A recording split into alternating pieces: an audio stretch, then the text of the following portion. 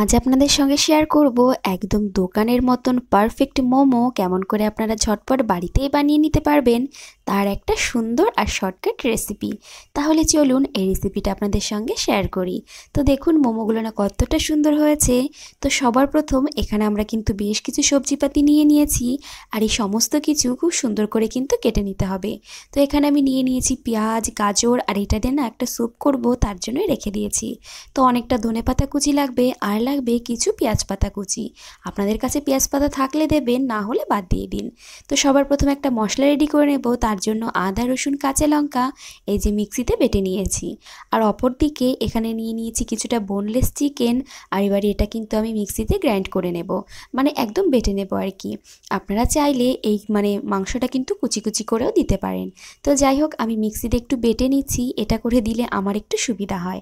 তো দেখুন এখানে মাংসটা আমি পেস্ট করে নিয়েছি, আর সমস্তটাই এই যে একবারে বেটে নিয়েছি। আর এবারে একে একে এর ভিতরে মশলাগুলো না দিয়ে দেব। তো সবার প্রথম দিয়ে দিচ্ছি যে আদা, রসুন আর কাঁচা লঙ্কার পেস্ট করে রেখেছিলাম সেই মশলাটা। তো এই মশলাটা 3 চামচ মতন দিয়ে তারপর দিয়ে দিচ্ছি এখানে একটা বড় সাইজের লেবুর অর্ধেকটা। তো লেবুটা একটু বেশি দিলে এর টেস্টটা কিন্তু বেশ ভালো হয়। তো তারপর আমি দিয়ে দিলাম কিছুটা ধনে গুঁড়ো, দিয়ে দিলাম কিছুটা লবণ, আর দিয়ে দিচ্ছি বেশ অনেকটা পরিমাণে পেঁয়াজ কুচি। তো পেঁয়াজ কুচিটা একটু বেশি পরিমাণে দিতে হবে। তো তারপর দিয়ে দিলাম ধনিয়া পাতা কুচি, আর এবারে দিয়ে দিচ্ছি পেঁয়াজের পাতা কুচি। সমস্ত কিছু খুব সুন্দর করে এবারে মিশিয়ে নিতে হবে। তো এর ভেতর একটু গোলমরিচ গুঁড়োও দিতে হবে, আমি কিন্তু এটা ভুলে গিয়েছিলাম, পরে কিন্তু দিয়ে দেব। তো দেখুন এটা মাখা হয়ে গেছে, এবার এটা সাইডে রেখে দেব। আর যে ডোটা তৈরি করতে হবে ময়দার, তার জন্য নিয়ে নিয়েছি বেশ কিছুটা পরিমাণে ময়দা। তো এবার এর ভিতর দিয়ে দিলাম একটু লবণ, আপনারা চাইলে একটু সাদা তেল দিতে পারেন, আমি আর দিচ্ছি না। তো লবণটা মিশিয়ে নিয়ে এবার একটু একটু করে জল দিয়ে বেশ সুন্দর করে কিন্তু যেমনটা রুটি করি সেরকম একটা ডো আমি রেডি করে নেব। তো দেখুন এখানে কিন্তু আমার ডোটা হয়ে গেছে। এবার হাতে একটু সাদা তেল মাখিয়ে ডোটাকে একটু সাইড করে রেখে দেব। আর তারপর 10 মিনিট মতন পরে আমি ডো থেকে কিন্তু ছোট্ট ছোট্ট লেচির মতন কেটে নেব। মানে মোমো যেহেতু ছোট ছোট হয় সেই জন্য কিন্তু মোমো শেপে একটা সুন্দর সুন্দর এখানে দেখুন লেচিগুলো না আমি কেটে নিয়েছি। তো এইবারে লেচিগুলো না বেলে নিতে হবে। তো তার আগে আমি মাংসের ভেতরে যে গোলমরিচ গুঁড়োটা দিতে ভুলে গিয়েছিলাম সেটা কিন্তু এই যে এখন দিয়ে দিচ্ছি। তো গোলমরিচ গুঁড়োটা বেশ একটু বেশি পরিমাণেই দিতে হবে। আর তারপর সমস্ত কিছু খুব ভালো করে যে মিশিয়ে নিয়ে এটা কিন্তু একদম রেডি হয়ে যাবে। তো আপনারা হয়তো দেখেছেন এখানে কিন্তু তেমন আমি কাঁচা লঙ্কা কুচি ব্যবহার করিনি, যেহেতু বাচ্চা খাবে। আপনারা কিন্তু কাঁচা লঙ্কা কুচিটা অবশ্যই করে দিয়ে দেবেন। তো যাই হোক, তাহলে চলুন এবার মোমোটা বানিয়ে নিই। তো কিছুটা সাদা ময়দা নিয়ে নিয়েছি, মানে শুকনো ময়দা। তো তারপর একটা লেচি নিয়ে কিছুটা ময়দা লাগিয়ে এই লেচিটাকে কিন্তু এবার বেলে নিতে হবে। তো এই বেলার কাজটা কোনো রকমভাবেই তেল দিয়ে করা যাবে না, নইলে কিন্তু যখন মোমোটা আমরা শেপ দেব তখন কিন্তু এটা চিপকাবে না আর কি। তো সেই জন্য ময়দা দিয়েই বেলতে হবে। আর তারপর এই যে পাতলা করে একটা রুটি বানিয়ে নিয়ে এর মাঝখানটাতে এই যে কিছুটা চিকেনের পেস্ট দিয়ে দেওয়া হলো। আর তারপর এরকম সাইড থেকে নিয়ে নিয়ে একটা কুচি দেওয়া শেপ কিন্তু রেডি করে নেব। নর্মালি যে শেপে সাধারণত মোমো পাওয়া যায় আমি সেই শেপেই কিন্তু বানাচ্ছি। তো এখানে আমি আপনাদের দুটো ডিজাইন দেখাবো। এখানে দেখুন এই যে একটা ডিজাইন রেডি হয়ে গেল। আর এটা নিশ্চয়ই আপনারা দেখে বুঝতে পেরেছেন যে কেমন করে আমি মোমোটা বানিয়েছি।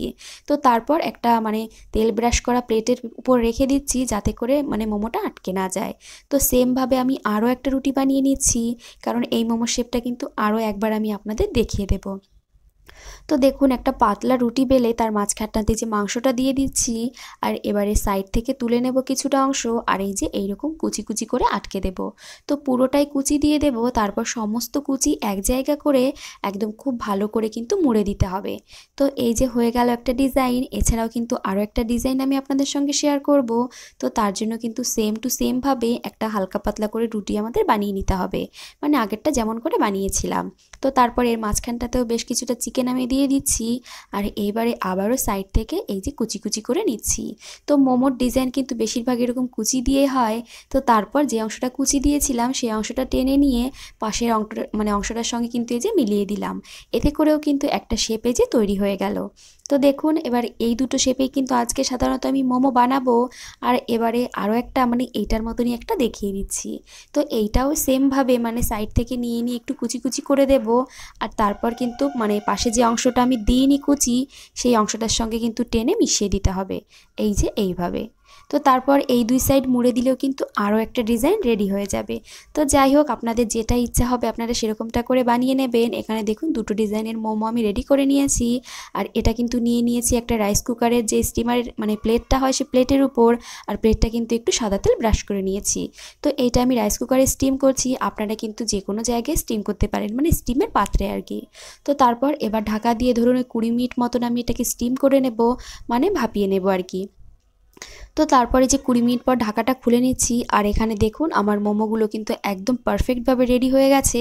আর নিশ্চয়ই আপনারা দেখে বুঝতে পারছেন এটা কিন্তু পারফেক্ট সিদ্ধ হয়ে গেছে। তো সেমভাবে আমি বাকি সবকটা মোমো রেডি করে নিয়েছি। আর এর সঙ্গে কিন্তু একটা স্যুপ রেখেছিলাম, স্যুপের রেসিপিটা শেয়ার করছি না, আপনারা চাইলে পরে শেয়ার করে দেব। তো মোমোটা আমি এখানে টমেটো সসের সঙ্গে পরিবেশন করেছি, আপনারা কিন্তু একটা গ্রিন চাটনি বানিয়ে নিতে পারেন। তো আজকের মোমোর টেস্ট কিন্তু অসাধারণ ছিল। আপনারা মানে এই শীতে এরকমভাবে মোমো একবার ট্রাই করে দেখতে পারেন। আশা করি আপনাদের ভালো লাগবে।